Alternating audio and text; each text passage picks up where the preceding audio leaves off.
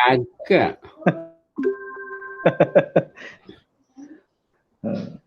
Sehat ya? Sehat alhamdulillah. Iki lagi alhamdulillah. Ini. Lagi apa? Lagi kawan. Oh. Sibuk terus kayak ini. Kagak. Pura-pura sibuk. Pura-pura sibuk. Ya, ini tuh ya ceritanya kan lo tahu sendiri lah ya, ada program apa Merdeka Belajar, guys. Ini nyanyiin apa yang punyanya Maybank itu next apa Xbank ya? Xbank apa? Yang Maybank punya itu namanya apa? Syariah itu loh, yang teman-teman apa Xbank tah? Xbank ya? Xbank. Ini lah. Enggak lah. Enggak, gue cuma menerjemahkan Merdeka Belajar aja. Menerjemahkan Merdeka Belajar dengan cara sendiri gitu kan. Mengundang teman-teman untuk ngobrol, diskusi soal apa namanya bisnis Islam gitu ya. Ngobrolnya santai kan, bisa minum, bisa apa kan? Bisa. Gue udah nyiapin kopi. Wah, juga nih. Iya, santai aja, ngobrol santai. Ya, ntar paling gue posting di YouTube sama di apa namanya di Anchor kan. Kalau Anchor kan sekali posting kan kemana-mana, atau biarin aja lah. Tapi aku bukan orang yang ini loh, bukan orang yang rose, masa bukan orang yang pantas untuk berbicara ekonomi syariah. Ya, jadi kita ngomong apa yang kita punya aja, wes. Oh iya, ya aman lah. Iya. Ya, apa yang kita punya. Saya itu nggak punya apa-apa masalahnya. Oh gitu ya. Nggak mungkin lah. Pas lulus S3 ya. Ya kan S3 itu bukan S3 itu awal perjalanan untuk belajar. Oh gitu ya. Justru itu awal perjalanan untuk belajar ya. Iya, bukan akhir dari pembelajaran. Mantap. Ya, kira-kira begitu. Dan ini sebenarnya materi-materi ini apa namanya? Ya udah mulai gua tulis sih gitu. Ya mungkin nanti hari ini kan gue pengen istilahnya mungkin kayak menguji kali ya, biar lu uji lah gitu ya. Ya jangan itu, tapi kalau berdialektika. Sebenarnya ekonomi Islam itu kenapa sekarang ini at the cross ya, artinya nggak maju-maju karena nggak ada dialektika di sana. Kalau kita kembali kepada Karl Marx gitu ya, dia punya dialektika, terus Hegel itu apa namanya, mereka berkembang das kapitalisnya, tapi dalam Islam itu kenapa nggak berkembang, karena dialektika nggak ada. Semua copy paste dan menjadi applied, sehingga tradisi-tradisi kita itu di apa namanya dilupakan. Kan dalam Quran sudah jelas kan. Jadi kasyajaratin thayyibati asluha sabit wa far'uha fisama. Jadi kalau sesuatu yang sabit, maksudnya yang kuat, established dari akarnya, itu akan kuat ke atasnya. Nah, ekonomi ini kita berbicara Islamic economic in the context modern ya. Yeah. Karena kenapa? Kalau kita pakai siapa tuh yang Rektor Malang itu kan punya pohon Pak Imam Prayogi itu kan punya pohon ini ya, knowledge. Ya, pohon keilmuan. Nah, ini kadang dilupakan oleh kita sebagai ekonomi Islam.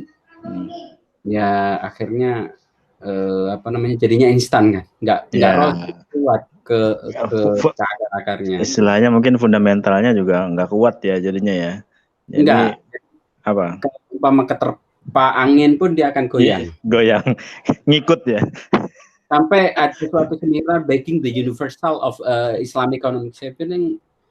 Ya, apa yang mau di-bagging for non-Muslim, artinya ya Islamic Economic unik, yaitu dia nggak usah kita pengakuan dari umat yang lain. Sehingga betul. Umat Islam ya itu identiti kita gitu aja. Betul. Ya, mungkin gua buka dulu kali ya biar lebih ngalir ya. Bismillahirrahmanirrahim. Assalamualaikum warahmatullahi wabarakatuh. Waalaikumsalam warahmatullahi wabarakatuh. Iya, ini mau karena cuma berdua ya udah salamnya lu yang jawab gitu ya. Mantap bos kita ini. Iya. Apa namanya hari ini gue kehadiran Bapak, lu nama lengkapnya siapa sih? Abdul Ghani ya, Muhammad Abdul Ghani ya. Iya. Dari apa nih backgroundnya peneliti senior di Universitas Indonesia. Wah. Gue masih tercatat di situ, tapi hari-hari sebenarnya gue sekarang udah pindah di mana? Di Tapera kan. Saya diminta untuk ngegawangin unit syariahnya, termasuk nanti ada wakaf-wakaf, housing for development. Dan saya minta tolong kalau teman-teman ada modeling wakaf, marilah kita implementasikan untuk kesejahteraan ya umat Indonesia lah, dalam arti kata rakyat Indonesia. Kalau wakaf ini kan lebih fleksibel, Muslim dan non Muslim dapat kan. Iya betul. Iya, gue juga sih lagi ngejalanin juga sih wakaf tunai sih. Kemarin 10 hari terakhir iseng-iseng aja bikin program wakaf tunai 1000 bulan gitu ya. Dapat kemarin hampir 82 juta. Ya hari ini karena bentar lagi Idul Adha, kemarin gue kulaan sapi akhirnya. Kulaan sapi, terus dapat 5 ekor gitulah. Ya, cuman agak kurang dikit, tinggal ditambahin sama teman-teman. Kemudian nanti mungkin rencana setelah itu dananya dari keuntungan sapi plus pokok cash wakafnya mau kita bangunin rumah. Kemarin ada yang wakaf tanah soalnya. 2 kapling gitu. 2 kapling gitu. Kita mau bikin rumah, dua rumah gitu, nanti kita jual, ya udah. Ya kira-kira gitulah ya. Tapi pembahasan kita mungkin bukan wakaf dulu ya. Ya. Kita hari ini mau bahas tentang masjid sama pasar sih sebenarnya. Ya, gua sebenarnya ini tuh perjalanan panjang denger beberapa ceramah, beberapa kuliah umum gitu ya. Gua menemui namanya perbandingan gitu ya, perbandingan antara masjid sama pasar. Kan kita pernah sama-sama tahu lah gitu ya, ada hadis gitu kayak bicara tentang tempat yang dicintai oleh Allah itu kan masjid gitu. Atau tempat yang paling buruk itu adalah pasar gitu ya. Cuman di satu sisi Nabi juga kan pengennya Muslim juga menguasai pasar gitu ya, meskipun itu dicap sebagai tempat terburuk gitu ya. Nah, kira-kira gimana menurut lo nih soal masjid sama pasar ini bagi mungkin seorang pebisnis kali ya, menyikapi kedua hal tersebut gitu? Ya, dalam Islam sebenarnya nggak ada pertentangan antara masjid dan pasar ya. Iya. Semuanya juga baik kan. Kalau kita kembali kepada Quran kan, wabtaghi fima ataqallahu darul akhirata wa la tansa nasibaka minad dunya wa ahsin kama ahsanallahu ilaika. Artinya bahwa ketika kita berbicara tentang dunia itu pada hakikatnya kita berbicara akhirat. Nah, kadang kita kelupaan. Jadi dalam Islam itu ada sesuatu yang konteks dan ada sesuatu yang dia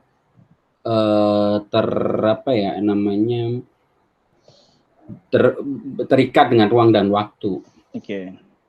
Nah, kadang kita memisahkan antara profan dan sacred atau dunia dengan akhirat itu yang mana Nabi tidak menganjurkan atau dicela lah. Iya, betul. Nah, antara masjid dengan pasar sendiri sebenarnya dua hal yang saling keterikatan, dalam arti kata ketika kita hidup ya jangan sampai kita melupakan masjid dan pasar. Nah, kalau kita lihat kembali kepada sejarah asirah, bagaimana Nabi ketika hijrah ke Madinah kan yang dibangun 1 masjid dan 2 pasar. Betul. Nah, karena kenapa? Di Indonesia sendiri kalau perjalanan sejarah dulu kan yang muncul pertama kali kan sekitar 109 itu kan Syarikat Dagang Islam. Yeah. Syarikat Islam. Nah, mereka berapa namanya berawal dari perdagangan. Nah, kalau kita lihat orang-orang Arab yang datang ke Nusantara, mereka kan juga pedagang, orang-orang kaya, di mana mereka ini menyebarkan Islam dengan dari bisnis. Jadi artinya kalau kita lihat dari ayat tersebut bahwa untuk berdakwah itu kita perlu materi. Jangan sampai dakwah menjadi marginalisasi atau mencari uang. Akhirnya dakwah kita kan juga akhirnya bukan mendakwahi tapi mendakwah. Beda. Kalau mendakwah itu kan ila sabili rabbika bil hikmah. Hikmah itu kan. Ya, bil hikmahnya itu pentingnya. Ya, kalau itu karena kita ada landasan materi atau ekonomi. Tapi ketika kita hanya konten berdakwah aja tanpa ada kita punya fondasi yang kuat, maka kadang kita akhirnya jatuh kepada dakwah. Jadi ini dua hal yang berbeda. Nah, masjid dan pasar itu dalam hal gini. Ketika kita berbicara dengan masjid, itu artinya kan kita berbicara tentang ibadah kan, Allah. Nah, ketika kita berbicara pasar, karena kenapa pasar itu dicela oleh dalam hadis? Karena kalau kita lihat syarah Fathul Bari, kalau kita lihat di Fathul Bari ini Sahih Bukhari, Ibnu Battal bilang yang kenapa dicela pasar itu karena kadang orang itu lupa akan Tuhannya. Maka kan benar kan kata Ibnu Khattab, jangan masuk ke dalam pasar kalau kalian tidak mengetahui hukum muamalah transaksi ya.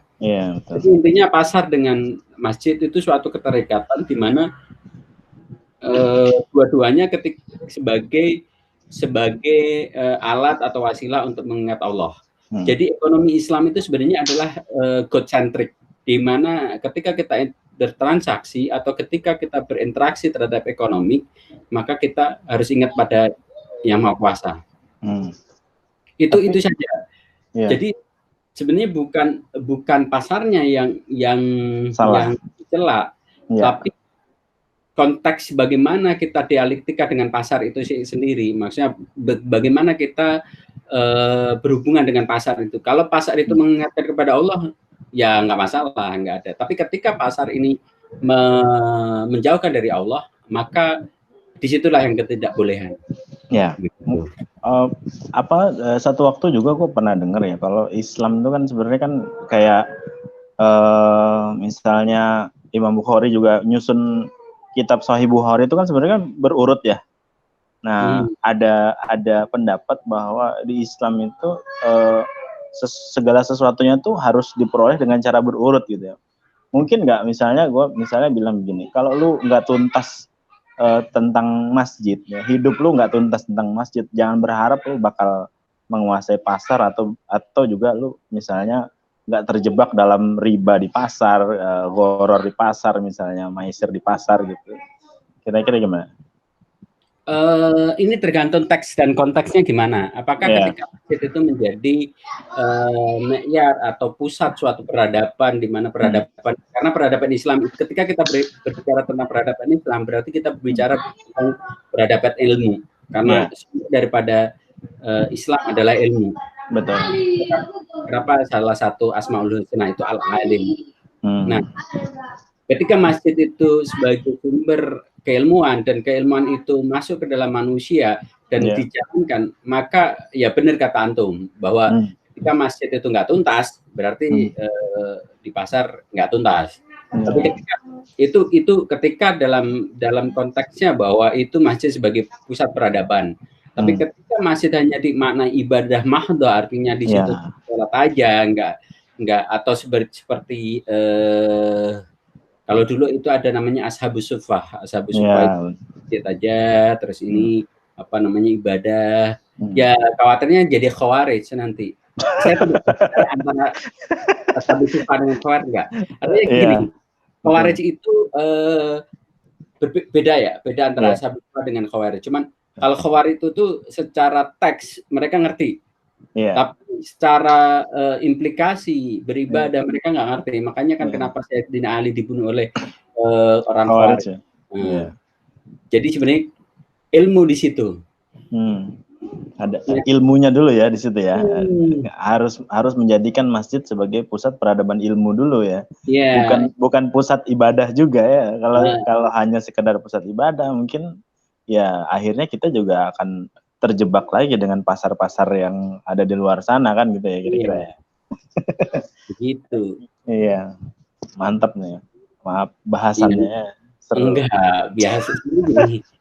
Nah, masjid itu kan sebenarnya kata-kata daripada sajadah yasjudu kan masjid. Oke. Sujud kan. Bahkan ya tanah pun itu kan masih artinya tempat yang untuk sujud kan. Iya, betul.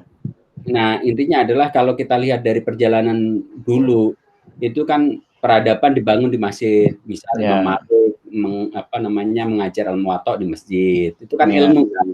Nah, kita lihat kalau Muwatta sendiri kan di dalamnya ada hukum-hukum tentang buyu, ada hukum-hukum tentang fikih muamalah di situ. Nah, ketika itu terinstall ke dalam manusia, nah bedanya Barat dengan Islam itu kalau di Islam itu setiap individu. Kalau di Barat society dulu baru individu. Kalau di Islam enggak, individu dulu yang dibangun baru sosial. Bukan society dulu, tapi individual baru menciptakan society atau masyarakat. Makanya itu namanya musyarakah kan. Betul. Mungkin ini gue jadi ingat lu ngomong Islam individu dulu baru bicara tentang sosial.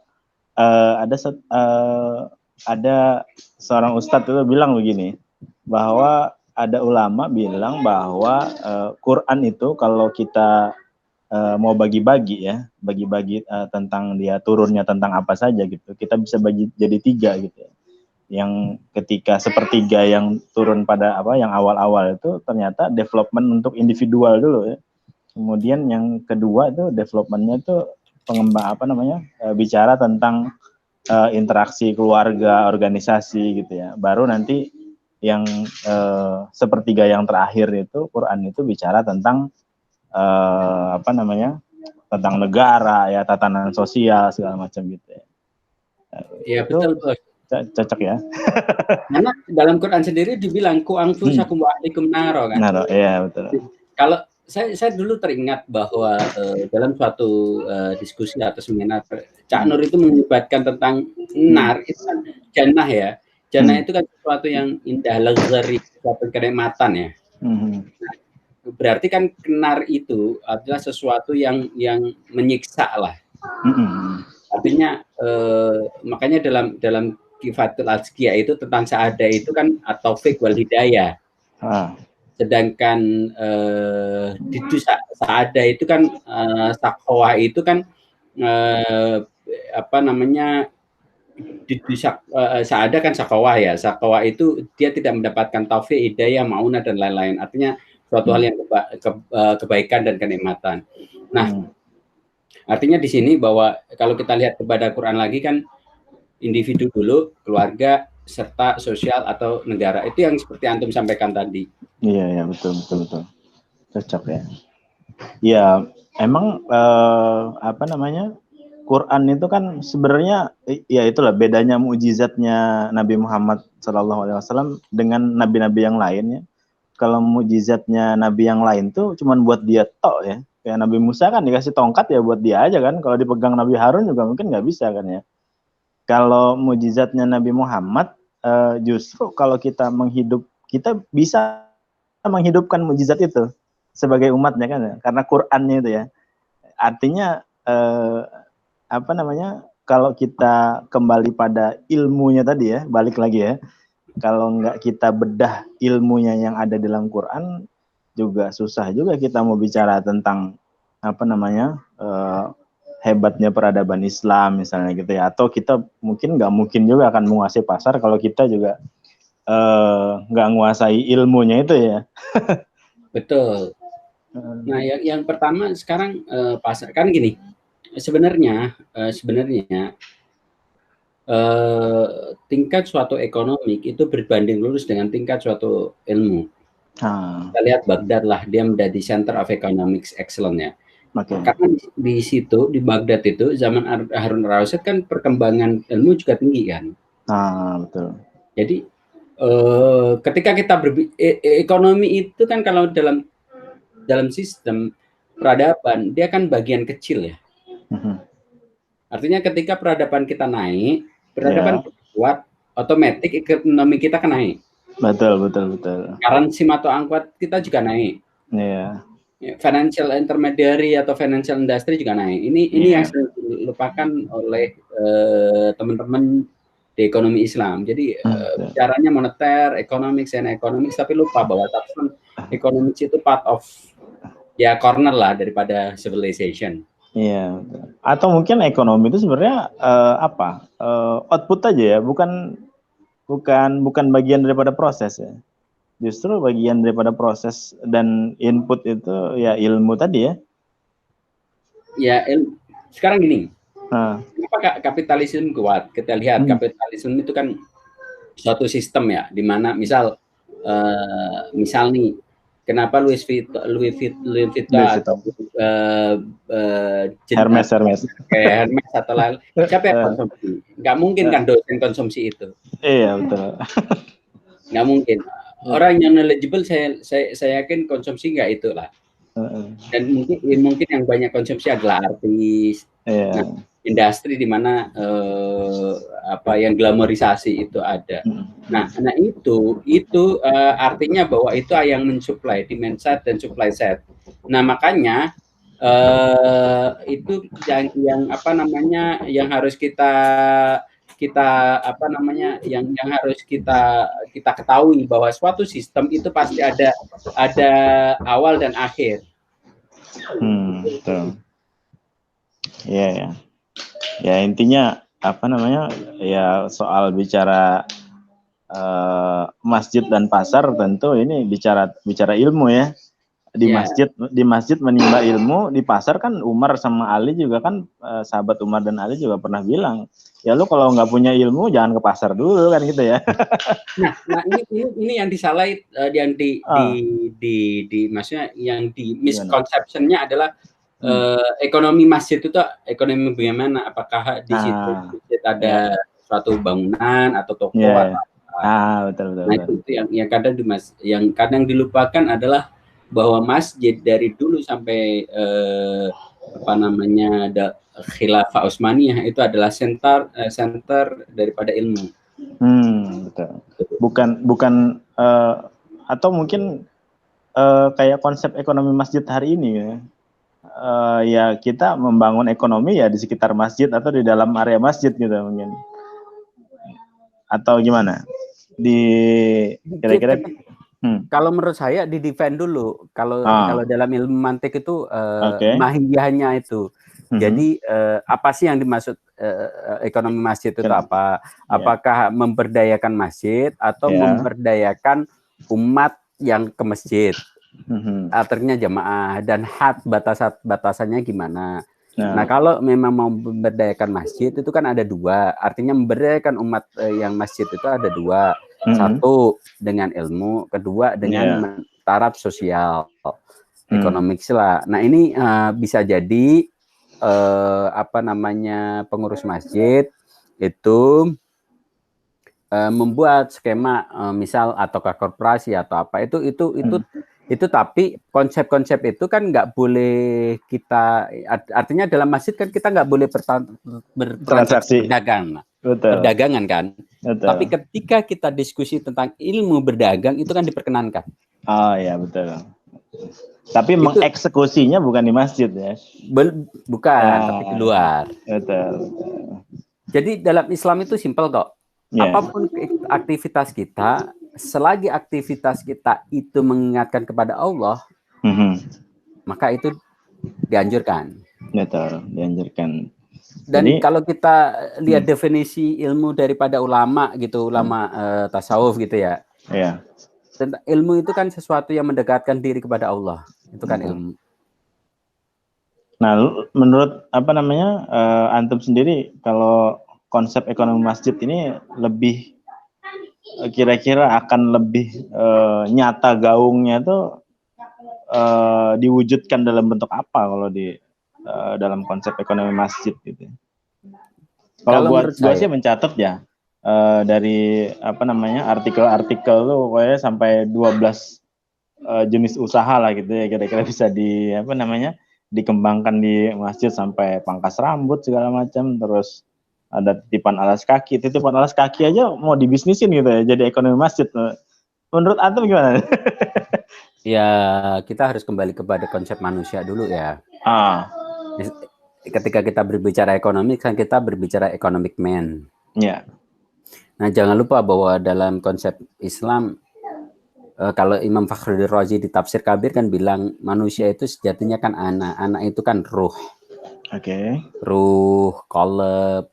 Nah itu jangan. Nah, kenapa sekarang ini terjadi yang namanya kapitalisasi ekonomi Islam? Karena yang dilihat itu manusia sebagai materi. Bukan sebagai manusia sebagai ruh atau anak itu sendiri atau substance daripada manusia. Nah, ketika itu yang terjadi, akhirnya ada gersang spiritual. Betul. Nah, karena semuanya diukur daripada materi. Ketika semuanya dikomersialkan ya sudah habis. Tidak ada gotong royong di situ. Kalau menurut saya, ya ekonomi masjid itu adalah ya pembinaan spiritual dan intelektual manusia sebagai agent of economics. Agent of economics-nya ya. Ya artinya kan kita mendesain apa namanya ekonominya gitu ya dengan ilmu di dalam masjid gitu ya. Ketika kita keluar masjid ya kita tinggal actionnya apa gitu kan ya. Apa yang sudah kita desain gitu ya. Iya makanya kayak surah Al-Jumu'ah kan gitu ya, habis sholat Jumat lu pergi sana kan bertebaran di muka bumi ya. Kan gitu. Jangan di masjid aja gitu kan ya, cari karunia Allah. Kan karunia Allah yang ada di masjid sudah lu dapet dengan sholat gitu ya, ngaji segala macem dan majelis ilmu di dalam masjid. Nah sisanya lu cari karunia di luar masjid. Iya. Ya seharusnya begitu. Nah, makosid itu sendiri kan kalau kita lihat makosid dari surat Jumat itu kan yang kita buka tafsirnya lah. Ini ada tafsir apa namanya? Kebetulan saya suka koleksi banyak tafsir ya. Ini Kasab itu dia ini lu kayak Gus Baha juga nih kayaknya. Mu'tazilah. Nah, ini kan sudah diceritakan juga ya. Ya yaladina amanu idza nudiya lis-sholati min yaumil jum'ah fas'au ila dzikrillah wa dzarul bai'. Artinya kalau di sini bukan larangan untuk jual beli, bukan. Tapi ketika ada nida sholat atau panggilan sholat, lu harus ninggalin segala sesuatu, bukan hanya jual beli itu hanya simbol aja, artinya seluruh urusan dunia itu harus kamu tinggalin, karena ini kan kalau kita lihat kepada masuk ke syariah kan itu kan satu dzara'i, artinya blocking means, artinya ya mencegah dari kerusakan atau kesalahan atau kejahatan gitulah, atau kebatilan. Nah kalau di tafsir ini dia Zamakhsyari itu malah bilang itu bukan hanya itu bukan hanya baik aja atau jual beli aja, tapi seluruhnya. Nah dia bilang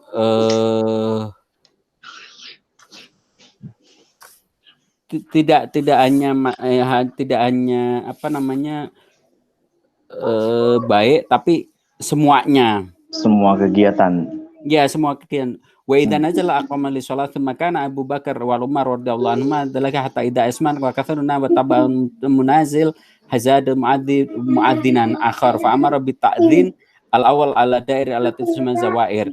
Nah, ini ketika sudah sholat dari Abu Bakar sampai Utsman pun ya harus ditinggalin. Ya zaman dulu begitu. Jadi kalau udah adzan Jumat terus ketika ada jual beli itu harus ditinggalin. Mungkin kenapa kok yang disebut jual beli ya, mungkin Allah juga pengen ngasih tahu kali ya yang paling akan membuat lu terlena dengan panggilan masjid tuh ya kegiatan bisnis mungkin ya, dibandingin kegiatan yang lain mungkin ya. Iya, ya kan sebenarnya core daripada economics itu kan jual beli. Makanya kan kenapa dalam fikih itu babul buy. Nanti turunannya banyak, ada bab riba, ada bab salam, ada bab core, lagi semuanya ya.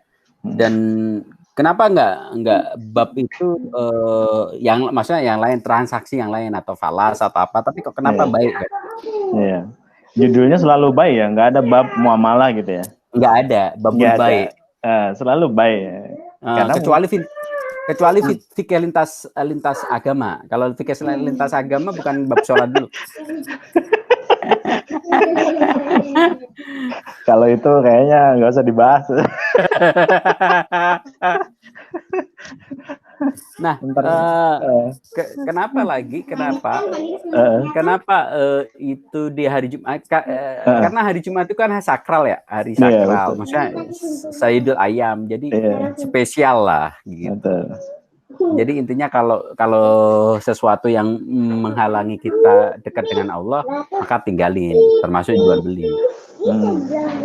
Dan gue tuh sampai sempat mikir gini ya, kenapa kok antara masjid dengan pasar ya? Gue akhirnya menelisik gini, ya ini mungkin sederhana aja ya. Doa masuk masjid dengan doa masuk pasar itu kan permohonannya beda jauh ya. Doa masuk masjid itu kan minta rahmat dari Allah ya. Kalau doa masuk pasar kan kayaknya minta mohon perlindungan dari Allah ya. Ya karena kan di situ banyak hal yang melalaikan kan. Kalau masjid itu kan ya enggak kan, kalau orang masuk masjid itu pasti kan enggak neko-neko ya. Kecuali orang yang etik terhadap smartphone lah. Smartphone. Iya kan, malah kalau kita buat konotasi gitu ya, lu anak masjid banget sama anak pasar kan kayaknya jauh beda ya. Anak pasar disebut anak pasar kayaknya buruk banget gitu ya. Iya, enggak juga ya.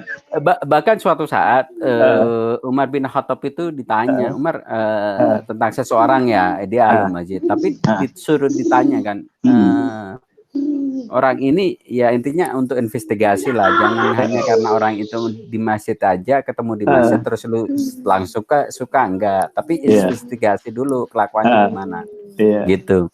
Nah ini sebenarnya ketika kita membahas masjid dengan membahas pasar itu seperti kita membahas tasawuf dengan mal kan. Tasawuf dengan dunia. Kalau orang-orang sufi itu pasti bilang bahwa dunia itu ya pokoknya dana lah, rendah, pokoknya membuat orang lalai lah, seperti pasar itu. Betul. Nah intinya ini kan kayak ekstrim kanan dengan ekstrim kiri, tapi sejatinya ini harus didudukkan pada tengah-tengah ya nggak boleh ekstrem kanan kiri, artinya di tengah-tengah. Ketika pasar itu membuat kita ingat sama Allah ya nggak masalah gitu. Ya artinya segala sesuatunya ya harus didudukkan di pada porsinya ya. Ketika lu ada di pasar ya lu harus tahu apa aja yang mesti lu lakuin di pasar ya, apa segala macam ya. Tentu balik lagi ilmu tadi kan ya. Betul. Nah, kan kalau dulu kan juga ada kasus masjid yang membuat perpecahan kan. Makanya dalam Quran kan disebutkan la masjidun usisa ala taqwa kan, min awwal yaumin ahaqqu an taquma fihi rijalun yuhibbuna ayyatahharu wallahu yuhibbul mutatahhirin. Wallahu yuhibbul mutahhirin. Nah, iya. Artinya sepanjang masjid itu untuk mensucikan jiwa dan pasar itu untuk mengingat Allah itu nggak masalah, karena dua-duanya menopang kan. Yang penting asasnya adalah takwa, gitu aja. Takwa. Ya, seru sih. Kira-kira. Jadi kalau menurut saya yang dinamakan ekonomi masjid itu adalah pemberdayaan financial literacy dalam arti kata keilmuan ya tentang ekonomi itu, bukan material. Betul. Lu ngerasa nggak sih kalau masalah ekonomi Islam hari ini tuh sebetulnya soal literasi, ya, soal ilmu. Ya ilmunya yang didapat sama orang itu nggak merata gitu ya. ada orang yang kejauhan dapatnya ya ketinggian sehingga yang dasarnya hilang gitu ya. Ada orang yang cuman secomot akhirnya ngurus bank syariah misalnya gitu. Setuju nggak? Ya gimana bos? Sekarang ini kan ekonomi sudah jadi industrial. Iya. Saya teringat ketika diskusi dengan Prof. Zubair Hasan. Beliau itu kan dapat Nobel Prize dari ADB di Insight. Ketika itu saya bilang, Prof, kenapa sih semua ini ekonomi Islam jadi materialis atau new kapitalistik? Saya bilang gitu. Ya bukan salah ekonomi Islam juga kali kan, tapi salahnya adalah ekonomi Islam itu stressingnya di Islamic Banking and Finance. Ketika lu bilang Islamic Banking and Finance, ya udah bilang uang dan uang, how to finance people kan. Ya artinya berarti sebetulnya ada mungkin salah apa kurang tepat ketika memulai merestrukturisasi ekonomi Islam gitu ya, dengan memulainya melalui Islamic Banking and Finance gitu ya. Ya sebenarnya bukan itu, cuman kesalahan itu adalah di knowledge ya. Karena dari awal ya kembali kepada awal diskusi tadi kan, kasyajaratun thayyibatin asluha tsabit wa faruha sama. Akarnya itu nggak kuat. Yeah. Kalau dalam usul fikih itu kan ada juga kan manistajala sayin bi kharmanihi, intinya adalah ketika seseorang itu tergesa-gesa maka dia diblok atau tidak akan mendapatkan apa yang dia capai. Nah ini terlalu, bukan saya tergesa-gesa, cuma knowledge ini nggak diimbangin. Jadi kalau kita kembali kepada falsafah dasar ya, suatu bangunan itu dasar underground breakingnya atau basicnya itu kan nggak kuat. Kalau kita balik lagi ke kitab Ihya Ulumuddin Imam Ghazali, ilmu itu kan ada dua, satu ilmu fardu ain dan fardu kifayah. Nah kita kadang rapuh di situ. Kita terlalu advance di practical knowledge atau tataran yang praktis, tapi lupa dengan yang konseptual. Ibarat sholat, dia kepengen sholat dulu, tapi ilmunya nggak ada. Akhirnya ya istimbatnya gimana? Misalnya kesimpulan antum tahu sendiri lah. Ya akhirnya jadi kemana-mana ya, jadi nggak jelas arahnya kemana-mana ya, betul. Ya tapi nggak tahu ya, kalau sekarang mungkin menurut antum kira-kira memulai ekonomi Islam tuh atau bisnis Islam tuh dari mana sih kira-kira? Ya selain ilmu ya, misalnya ilmunya oke lah gitu ya, kita sudah clearkan semua ilmunya. Kemudian pada tataran praktikal gitu ya, kita harus memulainya dengan apa gitu? Apakah wakaf misalnya gitu? Ataukah pertanian misalnya gitu? Ya kalau menurut saya ya, kalau kita kembali kepada tokoh-tokoh ulama zaman dulu kan sudah mencontohkan. Misal nih, misal Imam Abu Hanifah lah, pendiri fikih mazhab Hanafiyah ya. Hanafiyah ya betul. Bukan Hanafiyah keran, tapi Hanifah, Abu Hanifah. Dan jadi Imam Abu Hanifah itu coba lihat, beliau kan juga traders kan, pedagang ulung, tapi ahli fikih. Nah, Utsman bin Affan dan Khalifatul Aulia kan sudah disebutin. Kalau beliau berdagang sampai ke India pun dia pakainya cash. Ya intinya sebenarnya dari barang yang kecil lah, dari kecil. Artinya basis community. Ketika kita berbicara pasal itu kan sebenarnya kita mah harus menjadi trendsetter. Coba lihat kembali lah. Ketika Utsman datang ke Madinah, dia nggak tahu apa-apa kan. Artinya dalam arti kata nggak tahu peta Madinah gimana, terus pasar di mana, terus bagaimana beliau setup pasar, bagaimana menguasai pasar kan beliau setting sendiri kan. Artinya seorang Muslim harus begitu. Ada buku bagus itu Sidi Ghazalba. Jadi ketika suatu peradaban Islam itu yang dikuasai duluan itu adalah pasar. Tapi tentu dalam abad dulu ketika itu sudah mereka udah nggak ada isu Tuntas terhadap lah ya. knowledge ya. Iya betul. Knowledge itu Ilmu udah udah tuntas. Ya. Kalau kita ilmunya nggak tuntas, pasarnya juga nggak tuntas. Jadinya Iya, betul. marketplace kan. Iya itu makanya. Jadi marketplace akhirnya jadi syariah juga gitu ya, di syariahkan. Ya. Akhirnya datanya bocor kemana-mana. Iya. Gue jadi inget itu kan ya kisahnya apa namanya Abdurrahman bin Auf kan jadinya. Bayangin dia misalnya di Mekah kan udah kaya gitu ya, datang ke Madinah mau dibagi harta sama istri aja dia nggak mau kan ya. Tunjukin aja lah gue di mana pasar gitu kan ya. Akhirnya kan bisa dapat untung juga. Ya memang mungkin ya artinya secara bekal ilmu udah siap gitu ya. Bekal ilmu udah siap dan memang apa namanya sejak dulunya juga memang sudah terlatih berdagang ya buat dia modal itu ya nggak penting gitu. Yang penting itu mana pasarnya gitu. Gue akan taklukkan gitu kan ya ceritanya. Seharusnya begitu. Jadi entrepreneurship itu harus begitu.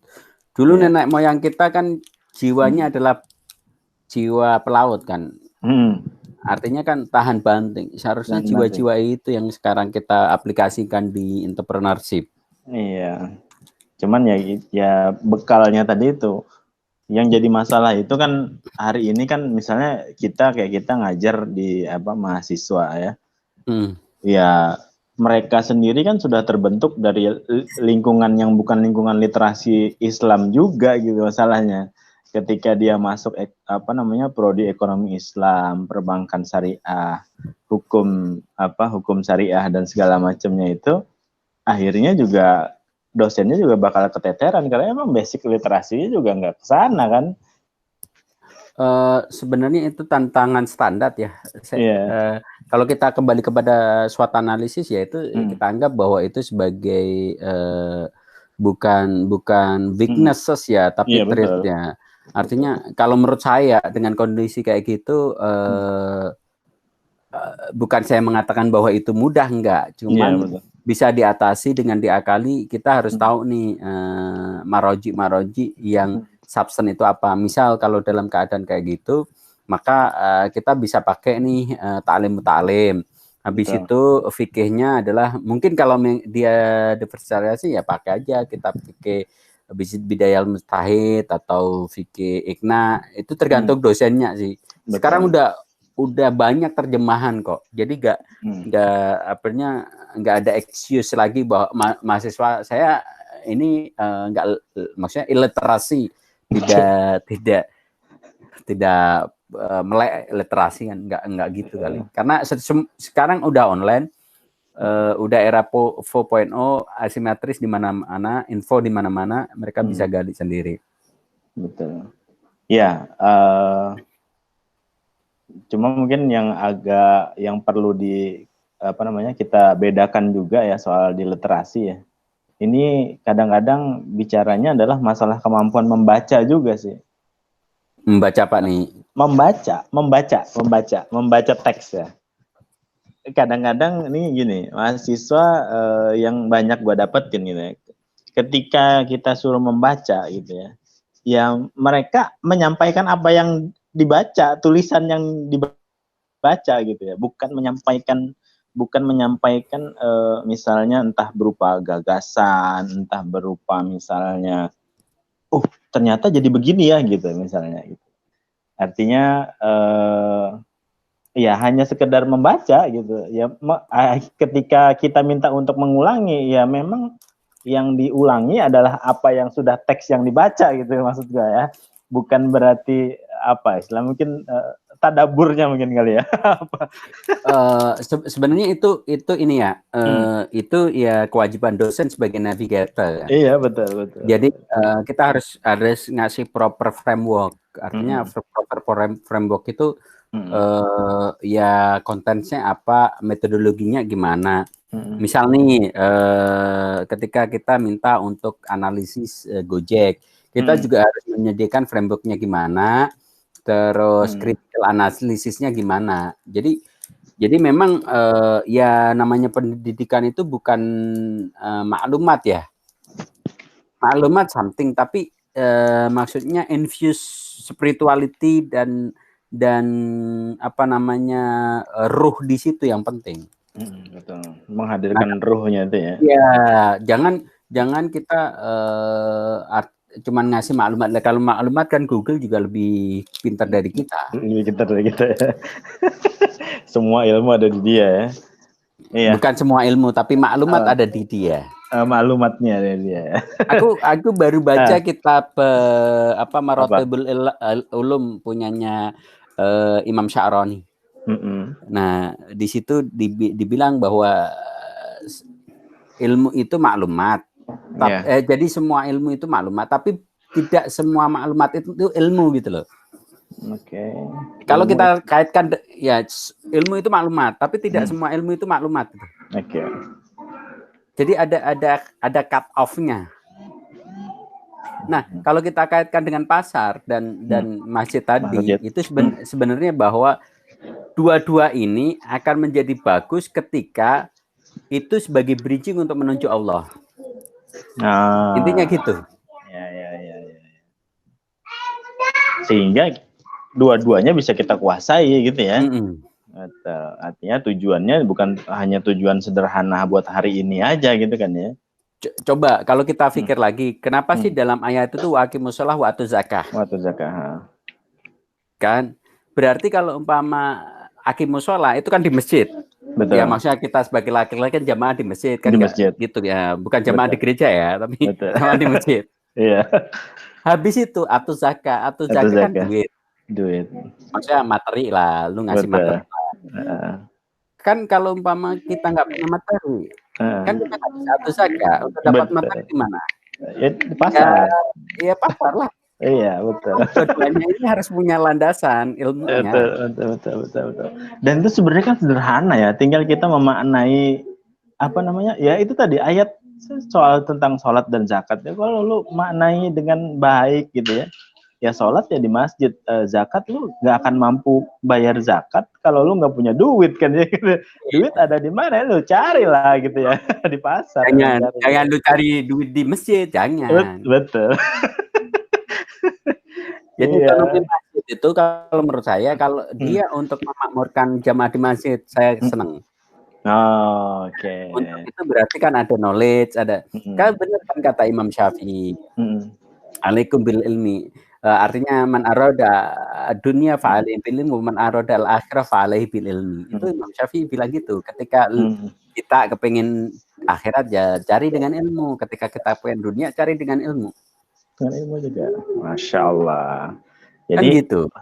Jadi seorang pebisnis kita bisa simpulkan ya sebelum dia mau menguasai pasar harus dia kuasai dulu itu masjid, even dengan memakmurkan ya dengan ilmu tadi kan ya, ilmu yang dia persiapkan untuk dia menuju ke pasar gitu ya. Nah, kita mungkin sampai di ujung acara kali ya, jangan lama-lama, kasihan juga nanti bos Gane udah nggak dibayar mau lama-lama lagi ya. Kita ini apalah, kita itu nggak punya apa-apa kan. Pekan depan gue ngundang Royan gitu ya, biar agak keren dikit gitu, tamunya dari London gitu ya. Dari London. Iya, tamunya dari London. Kita berikan suatu pencerahan, maksudnya angle-angle yang lain lah. Betul, iya benar. Itu sepakat gitu. Pekan kemarin kan juga gue bicara tentang inovasi sama temen di BSM lah ya. Ya kita coba cari angle yang lain lah gitu ya. Supaya orang tuh nggak terjebak oleh pemahaman orang banyak gitu ya. Dan mudah-mudahan dengan begitu orang juga akan terbuka, oh ternyata begitu ya gitu ya. Nah kalau dengan begitu kan ya harapan gue sih sebenarnya harapannya dengan kita ngobrol gini, gue sebar ke orang lain, ya mungkin hari ini dia hanya nonton ya, 2 tahun 3 tahun ke depan dia ingat, kemudian dia amalkan, kan alhamdulillah ya bisa jadi amal gitu. Betul. Mungkin terakhir kira-kira kesimpulan diskusi kita hari ini mungkin buat mahasiswa gitu ya. Target sih mahasiswa ini yang dengar sih, tapi ya nggak tahu lah nanti siapa aja yang bisa dengar tentang bisnis Islam. Ya, intinya adalah kembali kepada knowledge dan skill ya. Apapun itu harus kita kembangin itu. Ya, kita nggak akan jadi market leader ketika kita nggak punya knowledge dan skill. Ya, intinya dalam Islam itu teks dan konteksnya gimana? Artinya tidak yang dimaksud dalam nas itu dicela itu bagian apanya gitu loh. Ketika misal ada tadi teks mengatakan hadis mencela pasar, tapi dalam kondisi apa itu juga harus dilihat dulu.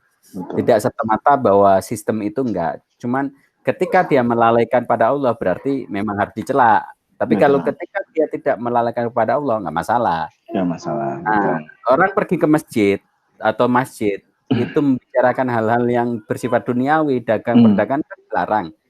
Betul. Nah, jadi teks dan konteksnya gimana?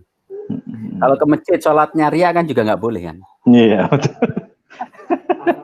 Artinya ya itu kembali kepada adil lah. Adil itu kan menempatkan segala sesuatu dalam tempatnya. Makanya saya teringat Ibnu Qayyim al-Jauzi dalam kitabnya I'lam Muwaqqi'in itu bahwa syariah itu adalah spiritualnya adil. Nah, adil itu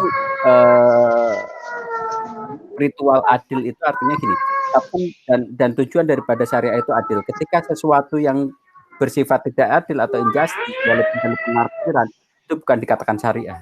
Termasuk kita eksploitasi nas tanpa menempatkan proper, maka itu juga bukan suatu keadilan dan itu bukan suatu syariah. Itu aja sih. Ya. Baik. Terima kasih. Jazakallah khairan. Sama-sama. Ustadz Gani. Oh, saya bukan ustadz lah. Jangan bilang ustadz. Saya urusan dunia kalau saya ustadz. Kenapa?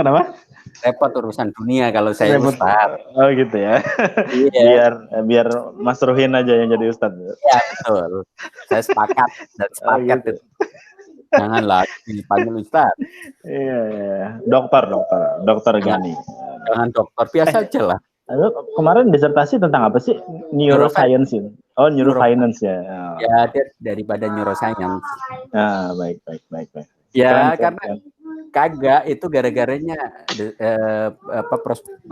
pembimbing gua kan awalnya mau financial literacy ya.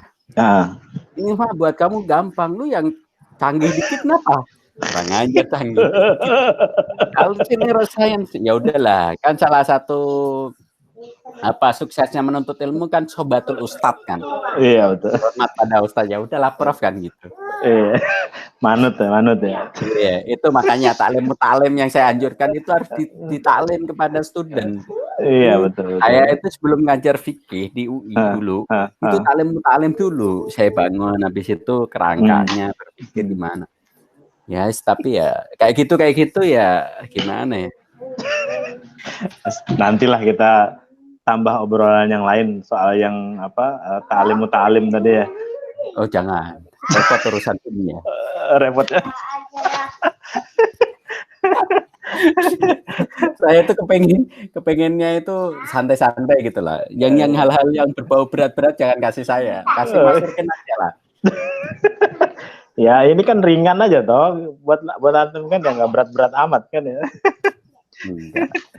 Sama aja, saya juga masih belajar. Iya, alhamdulillah ilmunya dari Pak Gani hari ini semoga bisa diamalkan bagi para penonton dan pendengar. Ya kita ini kan apa selain ilmu yang bisa kita sedekahkan ya, kalau duit ya mungkin adalah sedekah duit gitu ya. Tapi ilmu sedekahnya yang bisa jadi yang sedekah jariah buat kita ya. Itu aja sih. Baik, saya tutup dengan doa kafaratul majelis. Subhanakallahumma wa bihamdika asyhadu an la ilaha illa anta astaghfiruka. Assalamualaikum warahmatullahi wabarakatuh. Waalaikumsalam warahmatullahi wabarakatuh. Thank you. Sama-sama. Yuk, sip.